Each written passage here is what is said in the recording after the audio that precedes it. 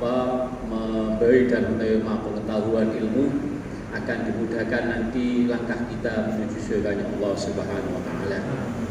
Sebagaimana disampaikan dalam sebuah hadis Muslim, nomor hadis 2699, Nabi menyampaikan, "Man salaka tariqan yaltamisu fihi ilman, syalallahu lahu tariqan ilal jannah." Jadi barang siapa yang melangkahkan kakinya menuju satu majelis ilmu, maka Allah akan memudahkan kita untuk menuju ke dalam surganya Allah Subhanahu wa taala. Mudah-mudahan semangat kita, gairah kita seperti kita malam ini untuk saling mencari pengetahuan ilmu agama akan menjadi bagian wasilah kita nanti untuk dimudahkan oleh Allah sallallahu lahu tariqan ilal jannah, menuju surganya Allah Subhanahu wa taala. Bapak Ibu sekalian, malam ini kita kajiannya beda dengan kajian-kajian sebelumnya. Kalau beberapa pertemuan yang lalu kita fokus pada kajian fikih terkait dengan ibadah dan kaifiyahnya, maka karena momentumnya kita 2 hari ke depan itu akan menghadapi event Idul Adha, akan menghadapi Idul Kurban, ibadah haji, maka kesempatan malam ini kita coba untuk alihkan fokus kajian kita pada tema-tema terkait dengan risalah yang dibawa oleh Nabi Ibrahim alaihissalam. Jadi banyak hal nanti kita akan mencoba untuk membreakdown ayat-ayat yang terkait dengan Nabi Ibrahim dan bagaimana sepak terjangnya membawa risalah keimanan yang kemudian jejak-jejak beliau itu sampai hari ini menjadi bagian dari ritual ibadah kita yang kita baca setiap kita melaksanakan ibadah sholat. Di tahiyat akhir itu salah satu bacaan syahadat kita setelah syahadat kita, Allahumma sholli ala Muhammad wa ali Muhammad kama shollaita ala Ibrahim wa ali Ibrahim wa barik ala Muhammad wa ali Muhammad kama barakta ala Ibrahim wa ali Ibrahim fil alamin innaka Hamidum Majid. Jadi Nabi Ibrahim itu sampai kiamat nanti namanya akan selalu disebut beriringan dengan Nabi Muhammad oleh umat Islam ketika menunaikan ibadah sholat, terutama dibaca di tasyahud, di tahiyat akhir itu. Bapak Ibu sekalian, yang pertama yang perlu untuk kita ketahui bahwa Ibrahim itu dalam Al-Quran, saya ulang lagi, kata Ibrahim itu dalam Al-Quran disebutkan sebanyak 69 kali, yang terdapat dalam 63 ayat yang itu terhimpun di dalam 24 surat. Saya ulang lagi, ini untuk wawasan kita awal, bahwa kata Ibrahim itu dalam Al-Quran disebutkan 69 kali yang terdapat dalam 63 ayat dan terhimpun atau dihimpun dalam 24 surat. Dalam kajian tafsir, nama Ibrahim itu lebih banyak kita temukan di Quran surat kedua, terutama mulai ayat 124 sampai ayat 33. Nah, kenapa nama Ibrahim itu kemudian begitu banyak disebutkan di dalam Al-Quran, bahkan namanya diabadikan di surat ke-14 ya, surat Ibrahim itu bagian dari nama yang kemudian Ibrahim itu sangat begitu sesuatunya di hadapan Allah Subhanahu wa taala. Maka kita sebagai umat Muhammad yang merupakan dzurriyyahnya Nabi Ibrahim, karena Ibrahim itu adalah Abul Anbiya, bapaknya para nabi. Dari 25 nabi itu 19 itu sesungguhnya adalah dzurriyyatan min Ibrahim, anak keturunan cucunya Ibrahim, dari jalur Ismail yang hasil nikahnya dengan Siti Hajar, dan kemudian dari jalur Ishak Yakub yang hasil keturunan dari perkawinannya dengan Siti Sarah. Nah, 19 nabi dari 25 nabi yang disebut dalam Al-Quran itu sesungguhnya adalah keturunan anak cucu Nabi Ibrahim. Nanti kita lacak ayat-ayat yang menjelaskan itu. Nah, Nabi Ibrahim itu juga Bapak Ibu sekalian menjadi bagian dari Nabi yang punya predikat yang luar biasa. Ini kita coba turunkan dulu ya ayat-ayatnya supaya nanti kita mengkajinya lebih enak. Kajian tematik kita tentang risalah Ibrahim. Pertama, kita bisa membuka Quran surat kedua ayat 130. Ini kita akan melihat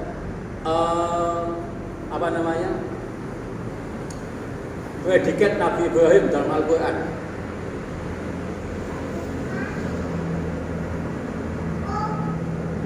Nabi Ibrahim itu punya banyak predikat, sebutan-sebutan yang istimewa dalam Al-Quran. Yang pertama bisa kita lacak dalam Quran surat kedua ayat 130. Kemudian Quran surat keempat ayat 125. Selanjutnya Quran surat ke-11 ayat 37. Dan Quran surat ke-16 ayat 120 dan 123. Kenapa Nabi Ibrahim sampai sebegitunya dapat predikat sekian banyak dalam Al-Quran?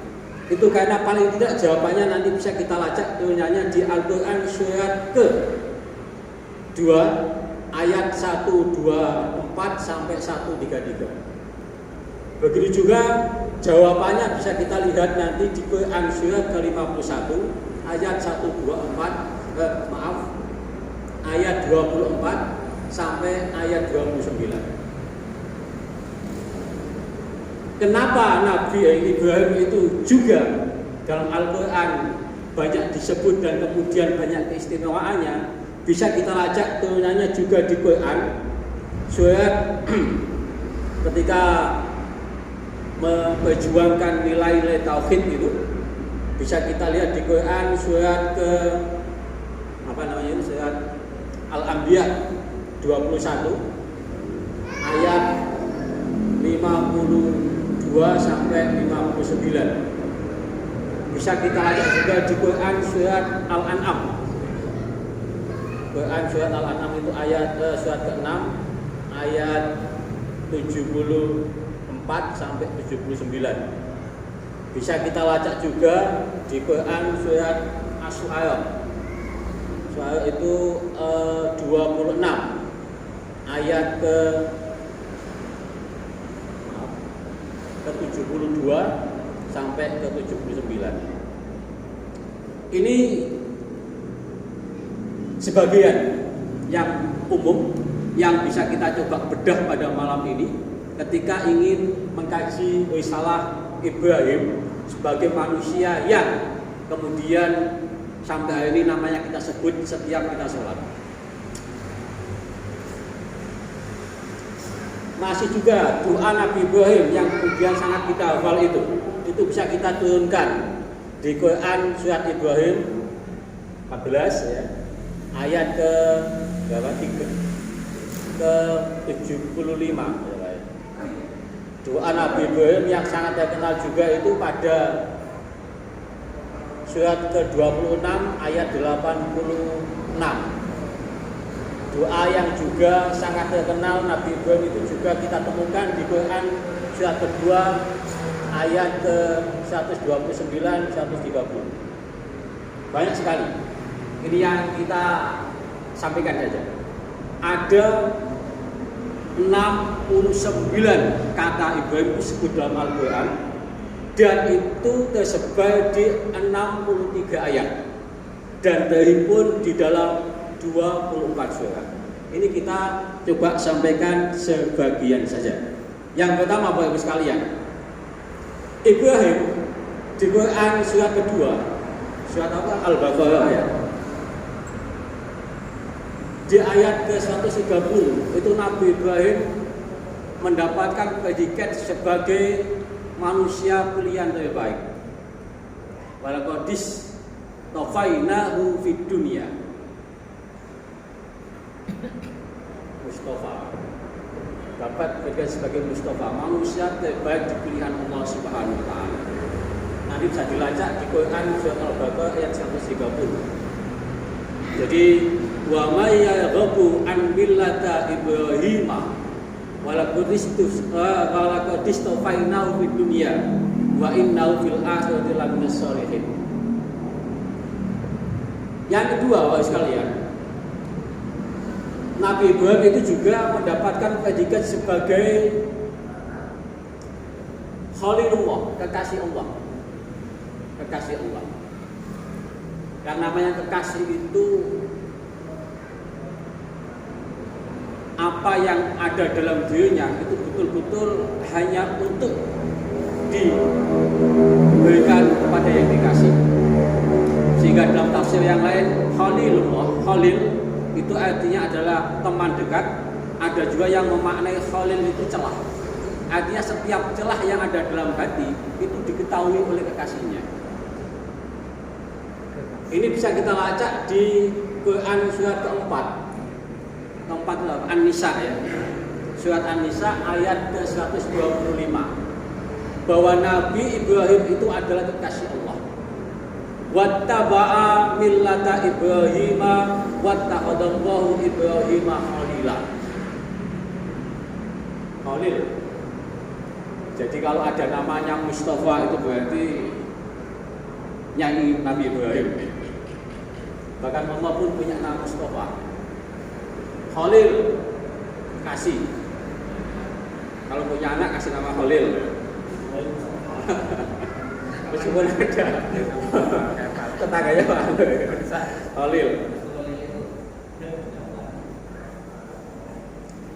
Nabi Ibrahim itu juga mendapatkan predikat dalam Al-Quran yang disematkan oleh Allah kepadanya itu pribadi yang santun, yang lembut hati dan pasrah kembali kepada Allah Subhanahu wa taala. Itu bisa kita temukan di Quran surat 11 ayat ke-37. Quran surat 11 itu adalah surat apa? Hud ya, Hud. 10 itu Yunus, 11 Hud, 12 itu Yusuf, 14 itu Ibrahim, 13 itu Al-Qdu, 14 Ibrahim, 15 Al-Hijr, 16 An-Nahl, 17 Bani Israil, 18 Al-Kahfi, 19 Maryam, 20 Toha, 21 Al-Anbiya dan lain sebagainya sampai 114 An-Nas ya. Paling gampang 114 sama yang pertama Al-Fatihah ya. Yasin itu 36 yang kita hafal tiap malam itu. Kalau yang setiap malam Jumat baca Yasin tidak hafal urutan suratnya dipertanyakan. Dalam surat ke-11 surat Hud itu Nabi Ibrahim mendapatkan predikat sebagai profil atau pribadi yang santun, kemudian lembut hati dan sekaligus punya perasaan pasrah kepada Allah total. Inna Ibrahima la halimun Allahu munib. Bahasanya gitu. Jadi silakan dilihat. Jadi punya jiwa yang santun, lembut hati dan kemudian pasrah. Ini ya, ada nggak dalam diri kita begini? Lembut hati ya. Hati kita lembut, di pojok temannya tenang aja, lembut aja. Banyak. Nggak suka provokasi itu lembut hati. Kita kalau ingin meneladani Ibrahim, refleksikan kembali dalam keteladanan kita harus begini. Quran surat ke-16 An-Nahl ya. 16 An-Nahl. Ayat 120 itu Allah menyampaikan sebuah predikat kepada Ibrahim, Inna Ibrahim kana ummatan qanitan lillah. Nabi Ibrahim teladan umat yang qanitan, yang patuh kepada Allah. Sampai kemudian di ayat 123 itu Allah menyampaikan kepada Muhammad wa auhayna ilaika, dan kami wahyukan kepada Muhammad anit tabi milata Ibrahim hanifa, supaya mengikuti agama Ibrahim yang hanif, yang lurus. Jadi luar biasa Nabi Ibrahim. Kalau kita lacak dalam lanskap dokumentasi Al-Quran, itu namanya sampai segitunya mendapatkan predikat yang luar biasa yang kemudian langsung disematkan Allah kepadanya. Belum lagi Nabi Ibrahim itu adalah salah satu di antara Nabi yang punya ketabahan dan kesabaran ketika menghadapi ujian dalam dakwah dan menyampaikan risalah Islam itu. Sehingga Nabi Ibrahim itu adalah masuk dalam klasifikasi Nabi yang dapat julukan ulul azmi. Ulul itu memiliki azmi itu azam, kekuatan batin dan keinginan yang kuat. Di samping nabi-nabi yang lain, Nabi Ibrahim itu adalah bagian dari ulul azmi karena punya ketabahan, punya nilai kesabaran di atas rata-rata. Nah, ini kita lacak apa saja ketabahannya, apa saja kesabarannya Nabi Ibrahim alaihissalam. Bapak Ibu sekalian, pertanyaannya, kenapa Nabi Ibrahim itu sampai dapat predikat yang luar biasa sebagaimana tersebut di atas tadi? Manusia terpilih, Al-Mustafa, kekasih Allah, Khalilullah, dan sampai kemudian la halimun Allahum munib, pribadi yang punya kesantunan yang luar biasa, pribadi yang punya lembut hati yang luar biasa, dan sekaligus pribadi yang pasrahnya luar biasa kepada Allah Subhanahu wa taala. Jawabannya bisa kita turunkan ke Quran surat kedua. Kembali ke surat kedua ayat 124. Bismillahirrahmanirrahim. Wa idibtala Ibrahim rabbuhu bikalimatin fatamma alaih. Jadi Nabi Ibrahim ketika diuji oleh Allah dengan kalimat itu, Nabi Ibrahim bisa melaksanakan dengan penuh kesempurnaan. Kalimat-kalimat yang dimaksud itu adalah berupa ujian, berupa perintah, berupa larangan. Itu Nabi Ibrahim bisa melaksanakan dengan sempurna. Fa'atammahunna. Wa idibtala Ibrahim rabbuhu bikalimatin fa'atammahunna. Itu salah satu kenapa Nabi Ibrahim itu mendapatkan predikat-predikat semacam ini. Sampai kemudian ketika Nabi Ibrahim itu berhasil melaksanakan satu tugas dari Allah fa'atammahunna, itu Allah langsung memberikan satu garansi. Qala inni ja'iluka linnasi imama. Akan aku jadikan engkau Ibrahim sebagai pemimpin manusia di atas dunia. Kemudian Nabi Ibrahim berkata, qala wa min dzurriyyati, apakah juga sekaligus keturunanku ya Allah? Jawabannya, qala ya. La yanalu ahdid dzalimin, tapi saya tidak menjanjikan kepada kaum-kaum yang berbuat zalim. Makanya ketika wa min dzurriyyati, Nabi Ibrahim minta anak turunannya menjadi pemimpin di atas dunia, maka dari 25 nabi 19 itu adalah anak cucu Ibrahim. Jawabannya ada di sini. Ketika inni ja'iluka linnasi imama, Allah itu ingin menjadikan Nabi Ibrahim menjadi imam di atas manusia yang lain. Maka Nabi Ibrahim minta sekaligus keturunannya bisa menjadi imam, menjadi pemimpin. Maka dikabulkan oleh Allah dan terbukti melalui jalur Ismail dan Ishak, itu sampai kemudian Nabi Muhammad itu adalah keturunan Nabiullah Ibrahim alaihissalam. Di rangkaian ayat 124 sampai 133 ini nama Ibrahim disebutkan sampai lebih dari 10 kali. Ketika Nabi Ibrahim itu mendirikan fondasi Ka'bah bersama anaknya Ismail, itu disebutkan wa in yarfa'u Ibrahim al-qawaid minal baiti wa Ismaila rabbana taqabbal du'a innaka antas samiul alim. Ini ayat-ayat yang sering kita baca, doa-doa itu. Di ayat ini juga Nabi Ibrahim meminta kepada Allah, Rabbana ja'al muslimaini laka wa min dzurriyyatina ummatan muslimatan lak wa arina manasikana wa tub alaina innaka antat tawwabur rahim. Jadi Nabi Ibrahim itu minta ketika berhasil membuat fondasi Ka'bah itu di atas kami, itu berdoa supaya ada nanti satu nabi yang akan membimbing manasikana dalam urusan manasik haji. Makanya dalam doa selanjutnya di ayat ini Nabi Ibrahim berdoa, Rabbana wab'ats fihim rasulam minhum yatlu alaihim ayatika wa yu'allimuhumul kitaba wal hikmah wa yuzakkihim innaka annal azizul hakim. Ya Allah, utuskanlah nanti suatu saat seorang rasul yang akan menyampaikan ayat-ayat-Mu dan akan mengajarkan ayat-Mu dan menyucikan ayat-Mu. Maka doa Ibrahim itu dikabulkan. Akhirnya di Makkah itu diturunkan Rasul Khatamul Anbiya wal Mursalin, yaitu Nabi Muhammad sallallahu alaihi wasallam. Kayak khutbah Jumat ini. Kayak kajian khutbah Jumat.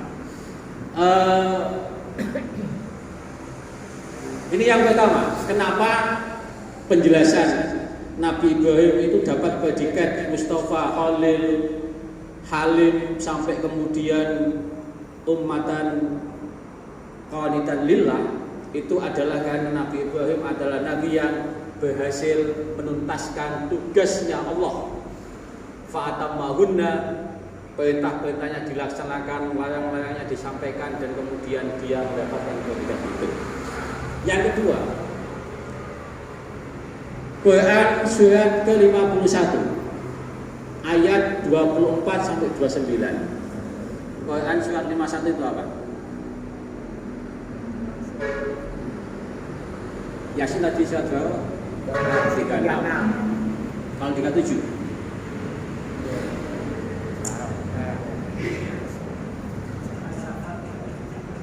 As-Saffat ya. As-Saffat nanti ada sini ya nih. Bisa kita tuliskan lagi Quran ayat ke-37. Quran surat ke-37 ayat 100 sampai 102. Ini nanti masih tentang Ibrahim. Makasih diingatkan As-Saffat. Ini episode penyembelihan dengan Ismail nanti sini.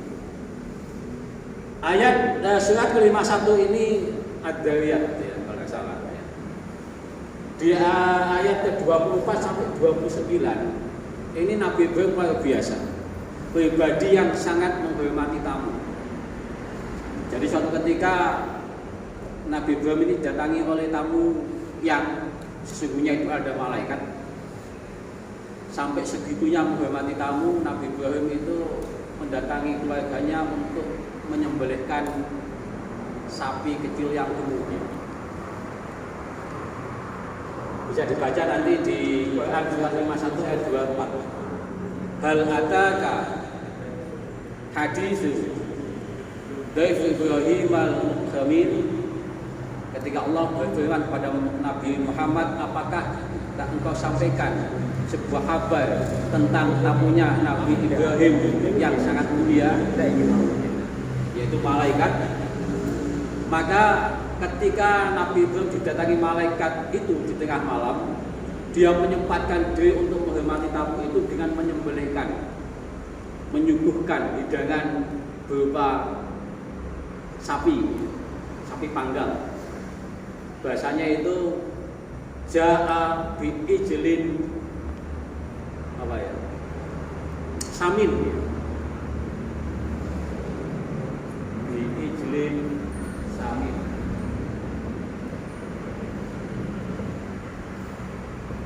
Jadi sapi yang dipanggang kemudian itu disuguhkan kepada tamunya. Sampai segitunya. Meskipun tamunya tidak mau makan. Ketika ditanya kenapa tidak mau makan, Nabi Ibrahim agak takut, khawatir. Maka malaikat bertanya, la takhaf, tidak usah takut. Saya akan mengabarkan bahwa istrimu, yaitu Siti Sarah, itu akan hamil dan kemudian akan diberikan putra yang soleh. Fabasyarhu bi gulamin alim. Ketika itu didengar oleh Siti Sarah, tidak percaya, terbahak-bahak kan itu. Makanya nama Ishak itu hak-hak terbahak-bahak. hamba-hamba. Nah, maka malaikat itu memberikan kabar, fabasyahu bigula min alim, diberikan kabar kepada Nabi Ibrahim bahwa dia akan segera punya keturunan yang kedua, yaitu bernama Ishak. Ishak itu lahir setelah Nabi Ismail usia 13 tahun kira-kira. Saat Nabi Ibrahim sudah berusia berapa? Nabi Ismail itu dilahirkan Nabi Ibrahim usia 86. Kemudian Ishak lahir 13 tahun kemudian, dari Nabi Ibrahim usia 99 ya. Ketika Ibrahim punya anak Ishak, itu beliau sudah sangat tua. Kalau usia kita manusia Indonesia itu 99 mungkin sudah sangat jarang dan menjadi bagian manusia yang layak masuk museum. 99. Jadi itu kenapa Nabi Ibrahim itu mendapatkan predikat yang luar biasa? Salah satunya adalah karena punya nilai kemanusiaan yang luar biasa. Tamu itu dijamu dengan sebegitunya, meskipun kemudian tamu itu tidak mau makan, dan kemudian ditanya oleh Nabi Ibrahim kenapa tidak mau makan, tak ada jawaban. Nabi Ibrahim khawatir, maka di atas kekhawatiran itulah kemudian tamu itu memberikan informasi, istrimu akan segera hamil dan engkau akan segera punya keturunan yang kedua yang namanya Ishak. Sini saya tidak percaya, karena dia sudah merasa mandul. Nah itulah maka di akhir ayat ini Allah menyampaikan tidak ada yang tidak mungkin atas kuasa Allah Subhanahu wa Ta'ala. Meskipun sudah usia tua, divonis mandul, tetapi kalau Allah sudah berkehendak untuk merubah sesuatu yang impossible to be possible, yang tidak mungkin menjadi mungkin, itu semuanya adalah di atas tangan Allah. Innallaha ala kulli syai'in qadir. Ini penjelasan turunan yang bisa kita coba sampaikan yang kedua. Masih banyak ya. Sampai di sini diingat semua ya. Ikatlah ilmu dengan catatan. Ikatlah ilmu dengan catatan. Saya nyontoh-nyontoh adidat lah ya, kayak gini. Meskipun tidak sama persis. Yang selanjutnya Bapak sekalian bisa kita turunkan tentang Nabi Ibrahim itu di Quran surat ke-21 ayat 52 sampai 59. Ini adalah episode Nabi Ibrahim dalam memberikan pencerahan tauhid kepada umatnya, baik kepada ayahnya maupun kepada kaumnya maupun kepada penguasa waktu itu. Ayahnya Nabi Ibrahim siapa namanya Bapak-bapak? Penguasa waktu Nabi Ibrahim hidup siapa namanya? Ya kita ikuti dulu penjelasannya. Quran surat 21 ini surat Al-Anbiya. Betulan ya, Mister PLT PLT KWP ya. 21 ini Al-Anbiya. Jadi Nabi Ibrahim tanya kepada ayahnya. Qala Ibrahim li abihi wa qaumihi ma hadhihi tamathil lati antum anha aqifun. Hai bapakku, hai kaumku, sesungguhnya patung-patung yang semacam ini untuk apa? Sehingga kau khusyuk menyembahnya. Ini perjuangan yang luar biasa, kemudian sampai Nabi Ibrahim itu diintimidasi, dibully, dideportasi, sampai akhirnya dibakar hidup-hidup selama 3 malam. Akhirnya atas keteguhan itu Allah kemudian memerintahkan api untuk menjadi dingin. Ya narukuni bardan wa salaman ala Ibrahim. Hai api, jadilah engkau dingin dan selamatkanlah Ibrahim. Ya narukuni bardan wa salaman ala Ibrahim. Itu ada di ayat ini. Yang kedua, episode Nabi Ibrahim dalam berjuang menjaga dan memberikan pencerahan tauhid itu bisa kita baca di Quran surat ke-6. Surat ke-6 itu adalah surat Al-An'am. Ya Pak KWB. Ini butuh dikosek karena sama orang India ini kalau tidak salah itu kan berakibat fatal. Al-An'am itu juga begitu dijelaskan secara naratif dalam Al-Quran itu. Nabi Ibrahim itu ketika sampai pada satu titik kesimpulan bahwa Allah adalah satu-satu Tuhan yang perlu untuk disembah dan yang menciptakan langit dan bumi, itu melalui sebuah episode kalau dalam bahasanya Pak KWP itu berpikir induktif. Salah satu modal berpikir ilmiah itu adalah meretas dari hal-hal data-data kecil sampai kemudian pada satu titik kesimpulan. Ketika Nabi Ibrahim itu melihat bulan di tengah malamnya, falamma janna ra'a kaukaban hada rabbi, ketika di tengah malam, falamma janna alaihil lail, ketika malam itu sudah gelap. Janna itu dari kata bisa derivasinya menjadi jin. Jin itu artinya bisa dimaknai gelap. Orang yang dimasukkan jin itu berarti pikiran dan hatinya gelap. Falamma janna, maka ketika gelap alaihil lail pada malam itu, kemudian Nabi Ibrahim kaukaban melihat bintang, maka dia terpukau, terlena dan kemudian membuat tesis sementara, asumsinya. Kalau bahasanya Pak KWP dalam bahasa itu kan asumsi. Asumsi sementara bahwa hada rabbi, ini pasti Tuhan. Tetapi ketika falam ma'afala, bintang-bintang itu mulai hilang, Nabi Ibrahim kemudian sadar, qala la uhibbul afilin, saya tidak suka dengan hal-hal yang lenyap. Ini bisa dilacak di Quran surat Al-An'am 4. Nah, ketika bintang mulai hilang, muncul kaukaban. Nabi Ibrahim melihat bulan.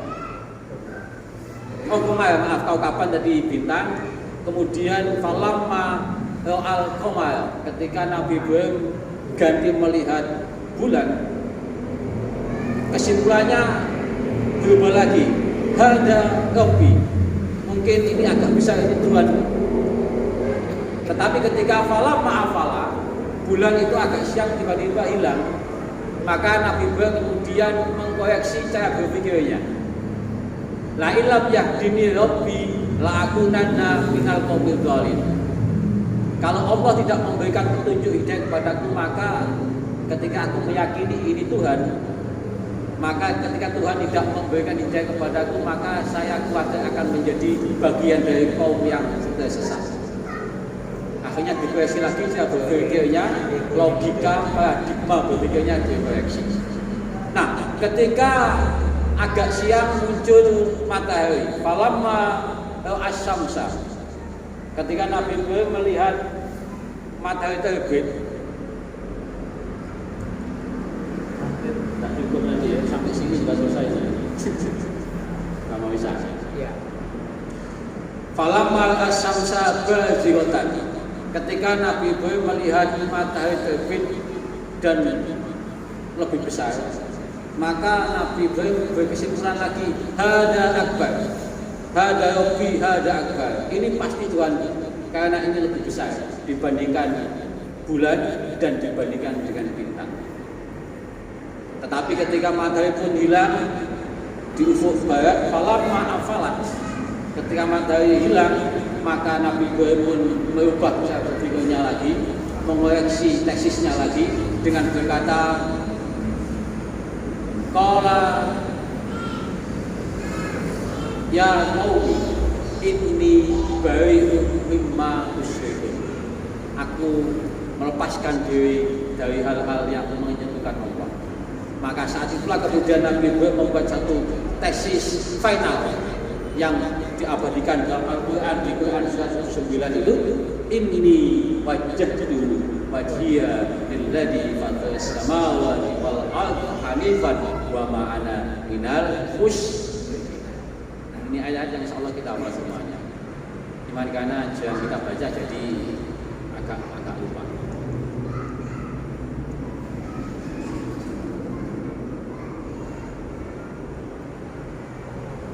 episode Nabi Ibrahim dalam memberikan pencerahan tauhid itu juga bisa kita lacak di Quran surat 29. Quran surat 29 ayat. Coba dilihat. 26 ya, 26. Oh, percaya ya. Nah, ini berbicara data ya. Quran surat 26 ayat 72 sampai 79 itu juga menjelaskan episode Nabi Ibrahim ketika memberikan pencerahan tentang tauhid. Memberikan penjelasan kepada ayahnya dan kepada kaumnya. Wa in qala li abihi wa qaumihi ma ta'budun. Dan ketika dia berkata kepada ayahnya dan kaumnya, apa yang kalian sembah? Sampai kemudian Nabi Ibrahim berkata, apakah patung-patung yang kalian sembah ini bisa mendengarkan ketika kalian berdoa? Kemudian jawabannya adalah qalu bala wajadna aba'ana kadzalika yaf'alun. Mereka itu melakukan semuanya karena bapak-bapaknya, nenek-nenek moyangnya melakukan hal yang demikian. Ini satu perjalanan Nabi Ibrahim dalam menjelaskan pentingnya bertauhid. Makanya Nabi Ibrahim itu juga disebut dengan bapak tauhid. Bapak tauhid. Karena perjuangan menjelentahkan agama Allah yang hanifan dengan berbasis pada selain dan tauhid itu bisa kita lacak dalam sebagian serpihan ayat-ayat Al-Quran yang ada dalam 24 surat tadi. Bapak Ibu sekalian, meskipun ini hebatnya Nabi Ibrahim yang perlu kita contoh.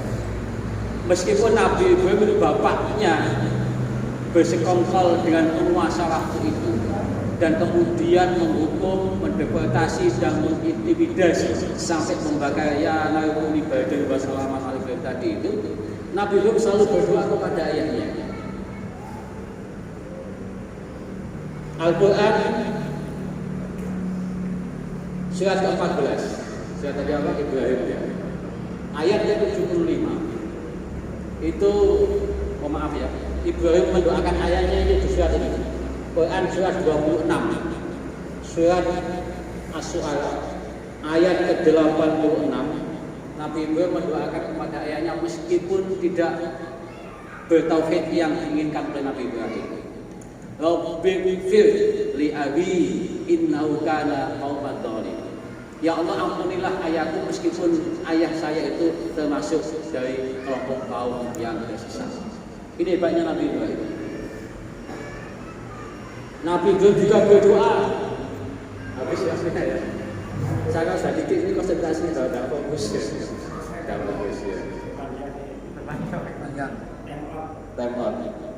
Belum kita nanti di episode penyembelihan Ibrahim dan Ismail yang terekam di Quran surat ke-37 As-Saffat ayat 100 sampai 102. Karena waktunya habis, saat ini memang tidak butuh tanya jawab ya. Karena bukan kajian fikih kayak minggu-minggu yang lalu ya, tidak menampilkan hadis, tidak menampilkan manhaj, tidak menampilkan perbandingan madhab, sehingga tidak dibuka tanya jawab. Maaf, tidak dibuka tanya jawab. Ini hanya doktrin saja, penjelasan yang sifatnya one traffic communication. Tidak ada ruang dialog karena ini informasi yang saya yakin Bapak Ibu sekalian belum banyak yang tahu ya. Tahu tapi tidak pernah dibaca. Ketika menyebutkan Quran surat 2 ayat 130 isinya apa, itu kan kalau tidak dibuka tidak tahu. Ini isinya wa ibtala Ibrahim rabbahu bi kalimatin fa atammahunna qala inni ja'alul kalimati imama qala wa min duryati qala la yanalu ahdi dzalimin wa ij'alna al-baital masabata lin-nasi wa amna wattakhidhu maqam Ibrahim musalla wa inna ila Ibrahim wa Ismaila an tahir baitina ta'ifina wal atifina wal sujud. Kemudian Nabi Ibrahim berkata, qala Ibrahim bij'al hadza baladan aminan warzuq ahlahu minas samarati man amana minhum billahi wal yaumil akhir qala man kafara fa ummatu qalilan tsumma taru ila adabil nar wa bisal masir dan sampai selanjutnya. Jadi hal-hal semacam ini butuh untuk kita kaji ulang. Tafsir Al-Quran terkait dengan predikat Nabi Ibrahim yang membawa risalah agama Allah, sehingga beliau mendapatkan julukan sebagai bapak tauhid, sebagai bapaknya para nabi, sebagai kekasih Allah, Khalilullah, dan sekaligus sebagai manusia terpilih Mustafa. Walaqad istafainahu fid dunya, Quran surat 2 ayat 30, ayat 29, ini ayat 30 yang Mustafa dan sebagainya. Bapak sekalian, demikian yang sebelumnya bisa kita kaji pada malam hari ini. Mudah-mudahan minggu depan kita bisa ketemu lagi dan kajiannya kembali ke oke, Pak. Jadi agak menarik kalau oke. Jadi ada perbedaan cara pandang ulama itu, kemudian kita kondisikan dengan kita masing-masing, cocok tak gitu. Minggu depan kita masuk di bab ini, bab doa iftitah. Jadi kita sudah kemarin takbir sudah, baca basmalah, dibaca apa kita sudah. Minggu depan kita fikihnya tentang bacaan iftitah. Ada beragam banyak versi itu. Nanti kita coba breakdown hadisnya dan kemudian kita termasuk bacaan yang mana. Manhaj, maaf lagi manhaj, bukan madhab. Kita ini adalah semuanya salafi karena pengikut ulama-ulama yang hidup pada era salaf. Imam madhab itu hidup pada era salaf, imam hadis itu juga hidup pada era salaf. Kita mengikuti beliau-beliau itu, maka kita menjadi salafi dalam konteks itu ya, dalam paradigma keilmuan sanadnya. Tapi bukan salafi yang kemudian di framing yang macam-macam seperti hari ini. Demikian, yang mohon maaf, saya kembalikan lagi kepada. Terima kasih. Kita terus dengan doa kafaratul majlis.